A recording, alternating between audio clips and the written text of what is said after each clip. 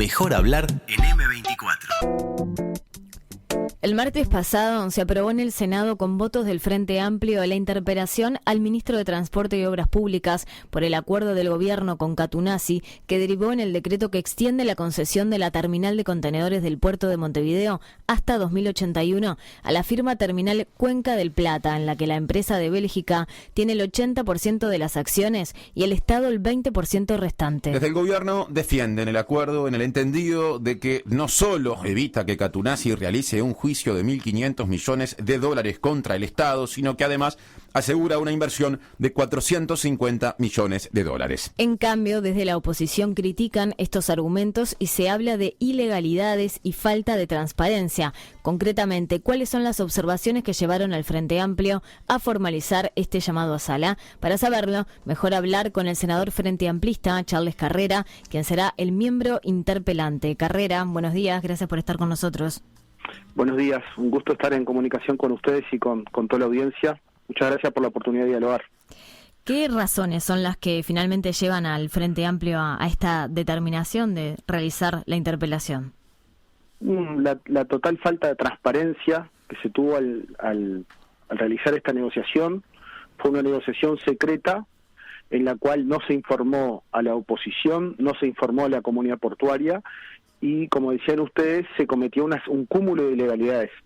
Se violó la ley de puertos, que establece la libre competencia, es decir, que debe existir competencia. El puerto es un puerto libre y que deben existir varias firmas para que los usuarios puedan elegir. Se violó la ley que estableció la concesión en el año 2001, una ley del periodo Jorge Valle. Se viola la ley de defensa de la competencia. Se viola la Constitución de la República, establece que si se va a crear un monopolio debe ser por ley con mayorías especiales.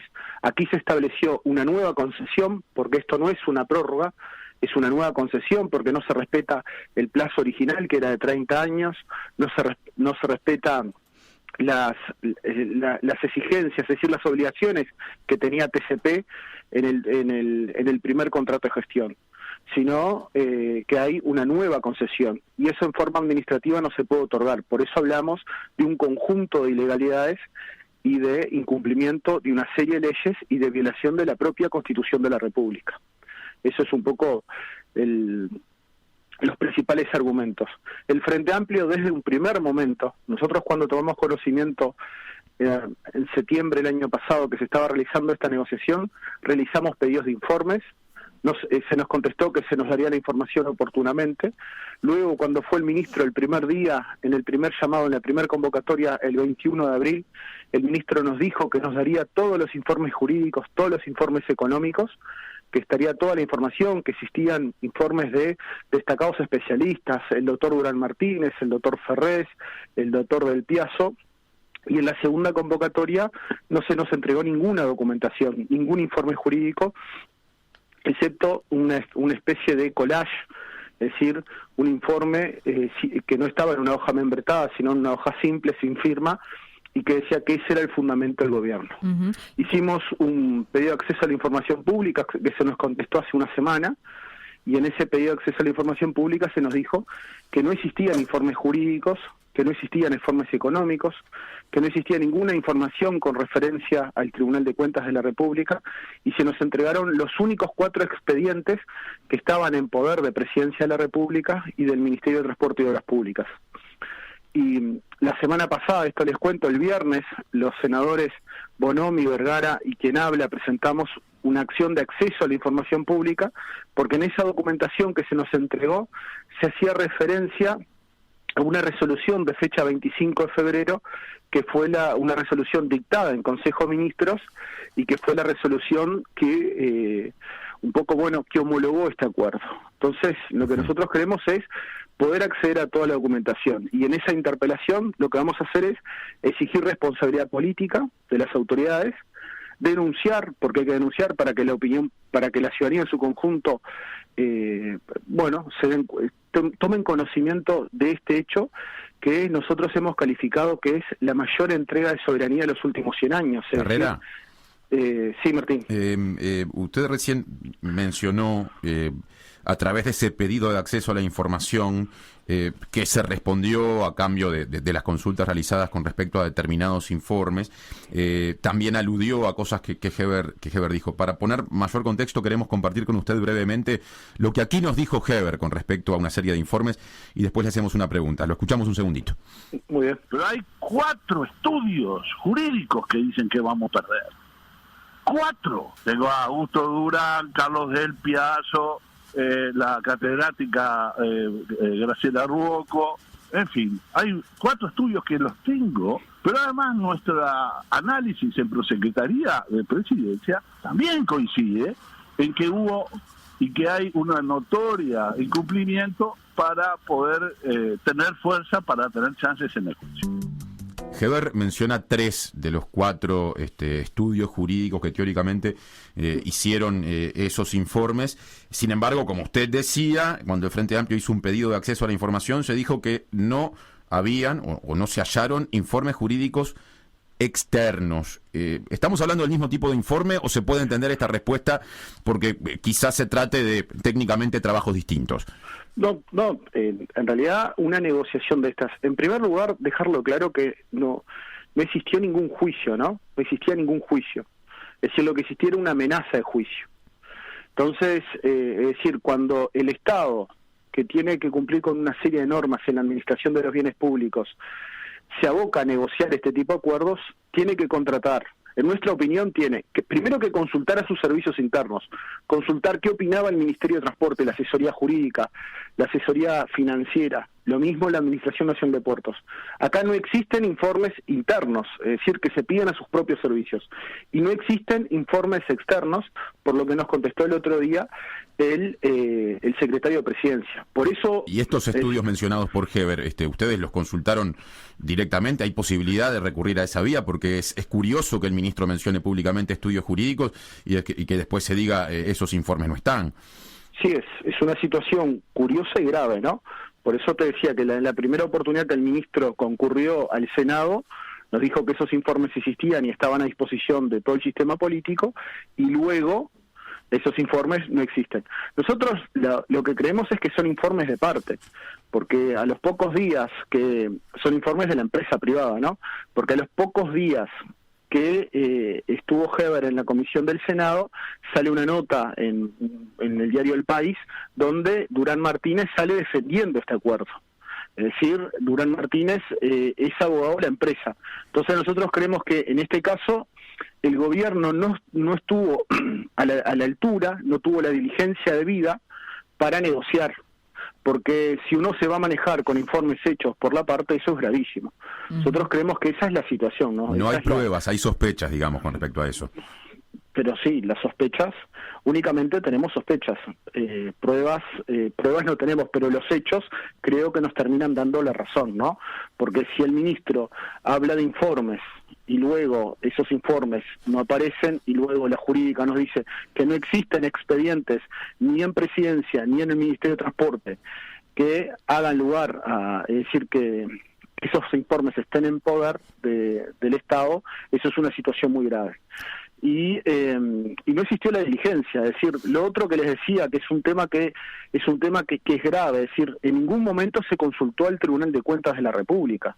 Es decir, en cada oportunidad que el Estado va a disponer de sus bienes, tiene que consultar al Tribunal de Cuentas de la República. En este caso, se hacen renuncias de juicios, se asumen nuevas obligaciones, se le otorgan nuevos predios sin contraprestación a esta empresa, y en ningún momento se le consulta al Tribunal de Cuentas, y eso es muy grave. Eso es una situación también muy grave que es uno de los temas que nos preocupan y van a ser uno de los temas que vamos a estar en discusión el día de la interpelación. Carrera, entre los argumentos que maneja el actual gobierno para haber establecido este acuerdo y este decreto, se mencionan 2, ¿no? En primer lugar, el evitar supuestamente un juicio multimillonario y en segundo lugar la inversión que hace la empresa en el puerto. Ordenando un poco el planteo, sobre el juicio multimillonario, cuando se le ha consultado a Heber, por ejemplo, la semana pasada en rueda de prensa, ¿qué posibilidades reales había de que se efectuara este juicio? ¿no? Es algo que también se pone arriba de la mesa desde la oposición. El ministro hacía referencia a que la oposición, o sea, la actual oposición, el Frente Amplio, había empezado a negociar con Katunazi sobre este tema. ¿Eso es así? ¿Había una negociación para evitar un juicio? No. Nosotros la única información que tenemos, porque también te llama la atención que cuando cambia un periodo de gobierno no se consulten a las autoridades anteriores en un tema tan preocupante, es decir, de tanta preocupación pública, ¿no? Porque es el puerto Montevideo. Uh-huh. Lo que estaba en conversaciones con las anteriores autoridades era la prórroga conforme a la ley del 2001 y del decreto 137 del 2001. Eso sí se estaba dialogando, pero también hay que tener en cuenta que todavía teníamos 10 años por delante de vencimiento del primer contrato que se celebró entre Uruguay y la empresa Katunazi. Es decir, cuando el ministro Heber dice que tenía que sí o sí negociar, porque si no iba a paralizar el puerto Montevideo, no es cierto. Es decir, porque un juicio de estos no te paraliza la actividad, y todavía tenías 10 años por delante de la concesión original. Es decir, el Estado tenía tiempo para haber hecho las consultas jurídicas, los estudios económicos, haber analizado bien toda esta situación a los efectos de poder llegar a una negociación defendiendo los intereses nacionales, porque acá no se defendieron los intereses nacionales. Esa es lo que decimos nosotros. Uh-huh. Con respecto a este punto, ¿no? A los intereses nacionales, ¿qué dimensión tiene el hecho de que el 20% de esta asociación sea del Estado?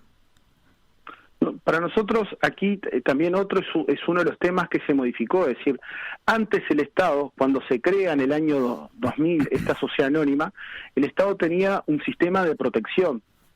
Es decir, el Estado se podía oponer, como socio minoritario se podía oponer.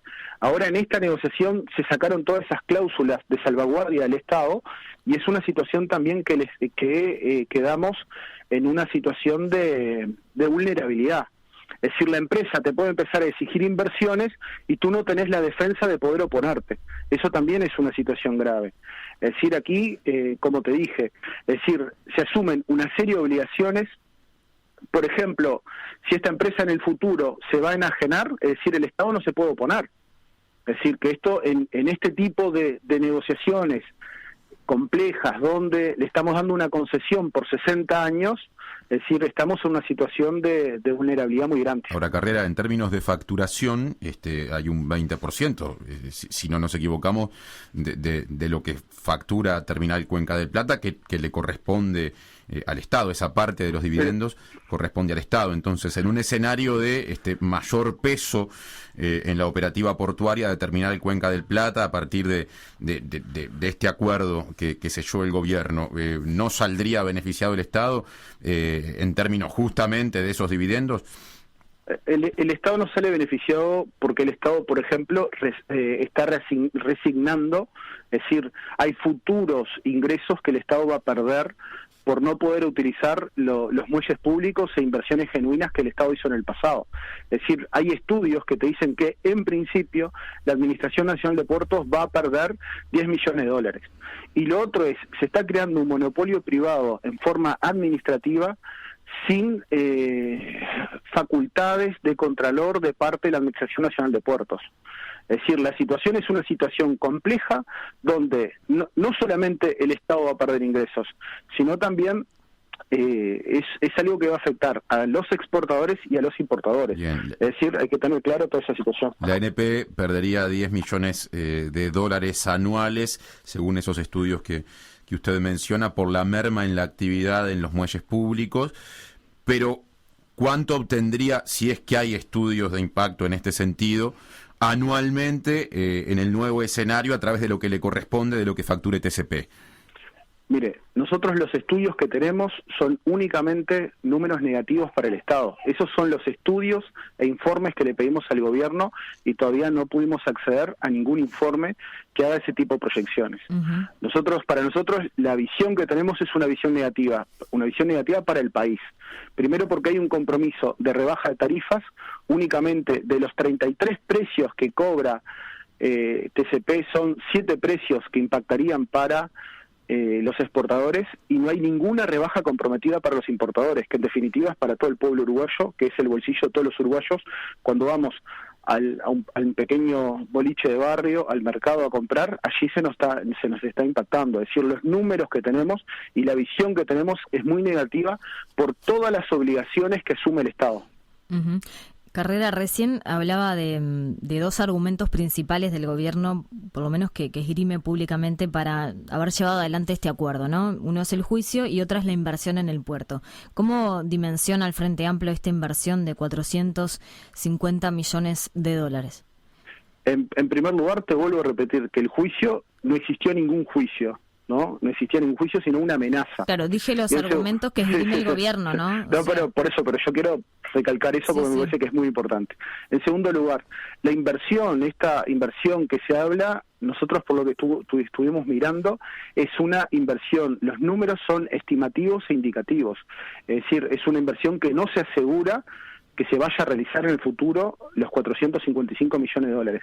Pero además esta inversión no es una inversión que sea en beneficio de toda la comunidad, sino que es una inversión en beneficio de la empresa privada, que en nuestra opinión es para consolidar el monopolio privado que se constituyó en forma inconstitucional, como les dije, a partir de estos acuerdos que celebró el gobierno con esta empresa. También eso hay que tenerlo presente, es decir, porque uno cuando dice, bueno, yo doy una concesión por 60 años, estoy pidiendo, bueno, que se haga, por ejemplo, el dragado. Bueno, es algo que va a favorecer todo el país, pero aquí no, aquí es una inversión para ampliar su playa de contenedores, es decir, es una inversión que va a ser utilizada únicamente por esta empresa, con el objetivo de consolidar ese monopolio privado. Eso también lo debemos decir, y además los números y las obligaciones son estimativas e indicativas, es decir, no hay seguridad. Nosotros con el correr de los años vamos a ver y vamos a seguir esta situación, pero nosotros no tenemos ninguna seguridad de que esta inversión se realice.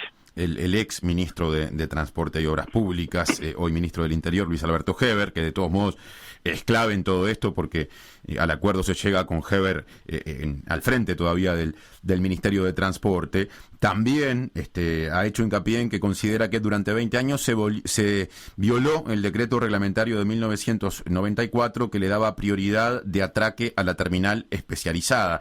Aquí está aludiendo a lo que pasó en los 15 años de gobiernos del Frente Amplio, pero también en por lo menos parte de los 5 anteriores, sino los 5 anteriores del último gobierno del Partido Colorado.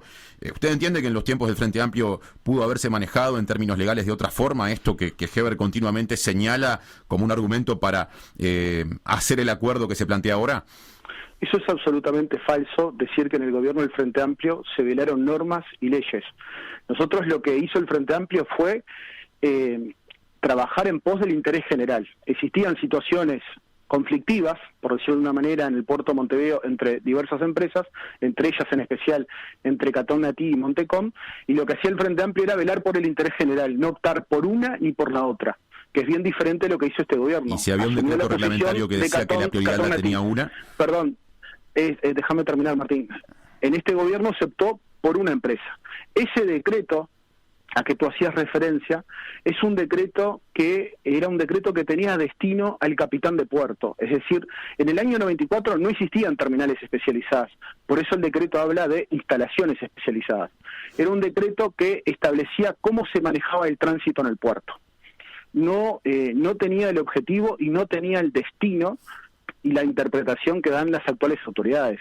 Es decir, es un sentido bien diferente. Usted dice que no daba prioridad de atraque en ese espacio especializado.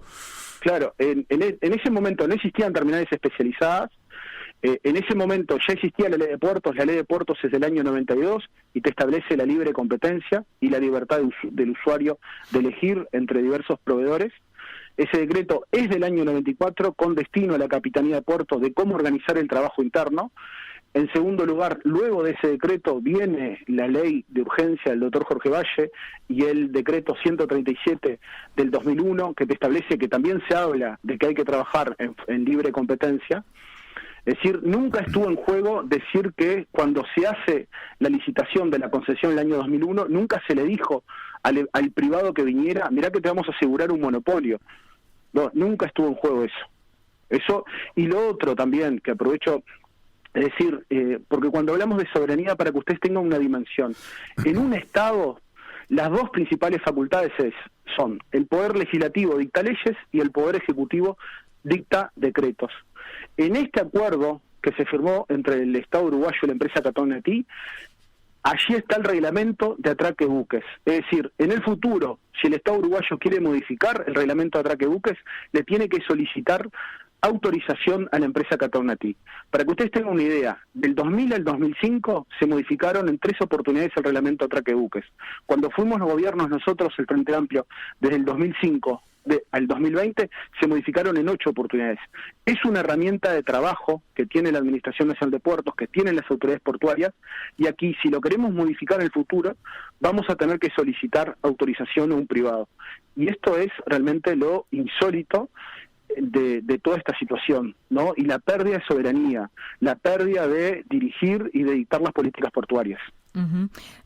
Carrera, hay quienes hacen comparaciones, me refiero a algunos activistas, parte de organizaciones de la sociedad civil, también a dirigentes del oficialismo, entre el acuerdo entre el gobierno y Catunasi y entre el acuerdo entre el gobierno y UPM, ¿no? Por ejemplo, en lo que entienden que es la falta de transparencia. Por ejemplo, el periodista y militante ambiental Víctor Bacheta afirmó en una columna de La Diaria que entre el anuncio del expresidente Vázquez en 2016 a la firma pública del contrato en 2017, la negociación con UPM estuvo en el ámbito del Poder Ejecutivo, fue secreta para la población y los partidos políticos.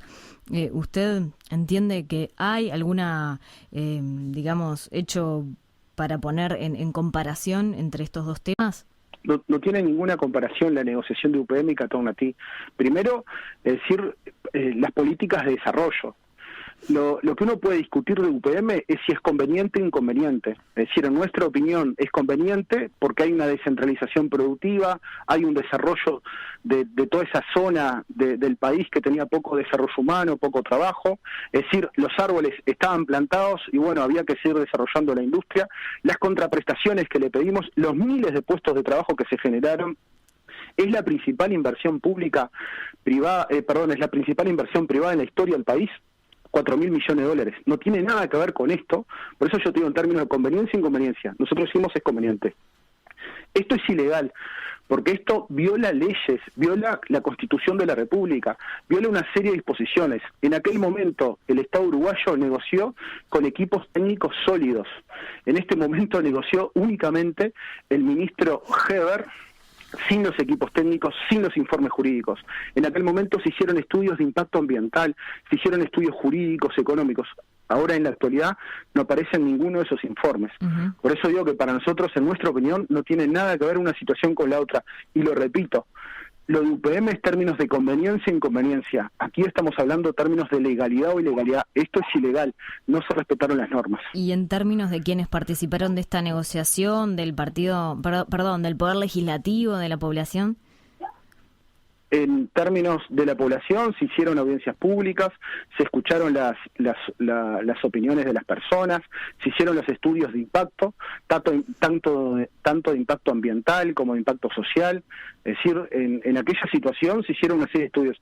En esta estamos hablando de una inversión que te decía que es estimativa, que es indicativa. En esta no se generan puestos de trabajo, porque el sindicato portuario nos ha dicho que aquí se van a perder puestos de trabajo en un momento en el cual estamos con una caída del Producto Bruto Interno, en el momento que estamos con una caída de los puestos de trabajo, ¿no? Son situaciones bien diferentes de todo punto de vista. Uh-huh. Y en cuanto a la participación del Poder Legislativo y los otros partidos políticos, nosotros luego, es decir, ¿se puede realizar una negociación en forma reservada? Sí, se puede hacer, pero existió un momento que se hizo todo público. En aquel momento. En este momento existió una negociación reservada, una negociación secreta, y no se hicieron públicos los informes. Es decir, toda la documentación de UPM hoy está a la vista. Toda la documentación de Catonati hoy no está a la vista, y por eso llegamos a esta interpelación. Carrera. Porque nosotros queremos acceder a todos los informes y a toda la documentación. Ya que salió la comparación, o se ha planteado muchas veces y apareció en la entrevista, la comparación con UPM, en la entrevista con Heber, que le mencionamos más temprano, Heber habló particularmente de cómo el contrato con UPM también modificó aspectos del funcionamiento portuario. Dijo, 50 años le dio el Frente Amplio a UPM en el puerto. Cambió el régimen portuario. Antes el régimen era 30 años y lo pasó a 50 por UPM y se le dio a UPM sin pedir inversiones a cambio. 50 años para la instalación de UPM. Bueno, él afirmó que le parecía bien, pero que ni siquiera había constancia de que se estuviera, que la inversión de 200 millones que UPM se comprometió a hacer en el puerto se estuviera realizando y fuera parte de lo firmado en el contrato. ¿Usted entiende que también en términos portuarios se actuó conforme a regla o que alguna de estas observaciones de Heber pueden tener espacio? Nosotros no compartimos las observaciones del ministro Heber porque no son verdaderas. Es decir, todas las obligaciones que se asumió el Estado y UPM estaban en forma muy clara, y si uno pasa una raya sabe lo que deja para cada parte. Pero en este caso acá la diferencia está que se crea un monopolio privado a favor de una empresa, que todos los contenedores que ingresen y salgan del país van a pasar por esta terminal especializada que dirige la empresa en forma mayoritaria Catonatí. Esa es la clave para entender todo esto. Es decir, que haya un espacio especializado para la salida celulosa del país, sí. Eso genera recursos y genera miles y miles de puestos de trabajo. Pero esta situación es bien diferente a esta situación que estamos hablando ahora. Se lo pregunto desde el lugar de no especialista en derecho. ¿No se puede entender que ese espacio en el que justamente se embarca la celulosa es también monopólico? No, de ninguna manera. ¿Por qué? Porque, es decir, en primer lugar, es una salida especializada para la empresa UPM. Acá se le está dando un monopolio, es decir, todos los usuarios que utilicen el puerto Montevideo para ingresar contenedores o salir van a tener que ir a Montecom. Se desplazó a la empresa Catonatí, se desplazó a la empresa Montecom y se desplazó a otras empresas más pequeñas. Es decir, también hay que ver que el Estado va a tener responsabilidad y todavía podemos en el futuro tener juicios en contra del Estado uruguayo por esta acción. Es decir, se desplazan la empresa Montecom y un conjunto de empresas. Eso hay que tener claro. Es decir, acá en el caso UPM no se desplazaron otras empresas. Es una situación bien diferente la que estamos ante este acuerdo con Catonatí. Carrera, antes de cerrar la entrevista, ¿hay detalles de la interpelación, detalles formales? ¿Estaba manejando la posibilidad de que concurra el ex ministro de Transporte Heber? ¿Hay fecha? En principio todavía no tenemos la fecha. En estos días, desde el martes pasado hay 15 días para establecer la fecha. Desde el Frente Amplio ya le hemos dicho a las autoridades y al oficialismo que no tenemos ningún inconveniente que concurra el ministro Heber. Consideramos que sería más fructífero para el país que concurra el ministro Heber, porque fue quien negoció. Si el ministro Falero no puede concurrir, que concurra como ministro interino Olaizola, que es el actual subsecretario, fue quien estuvo en las negociaciones, acompañado de Curvelo, que es el presidente del NP, que estuvo en las negociaciones, y acompañado del doctor Ferrés, que es el prosecretario y estuvo en las negociaciones. Es decir, nosotros no vamos a poner ningún inconveniente, no vamos a poner ninguna traba para que concurra quien designa el Poder Ejecutivo. No hay que modificar ninguna norma. Nosotros en ese sentido estamos a lo que disponga el Poder Ejecutivo, porque es una interpelación a la política pública desarrollada en el puerto Montevideo, en particular este acuerdo Uruguay-Catonatí. Cuando se alcanzó un acuerdo que generó como consecuencia los decretos de los que hemos hablado, ¿qué margen hay para dar marcha atrás? Estoy trasladando una pregunta que nos parece más que pertinente de una oyente, de Graciela, que justamente pregunta eso. Es una situación muy compleja. Estos decretos, ya algunos privados que son los que tienen el interés y los que pueden presentar un recurso, ya han presentado recurso.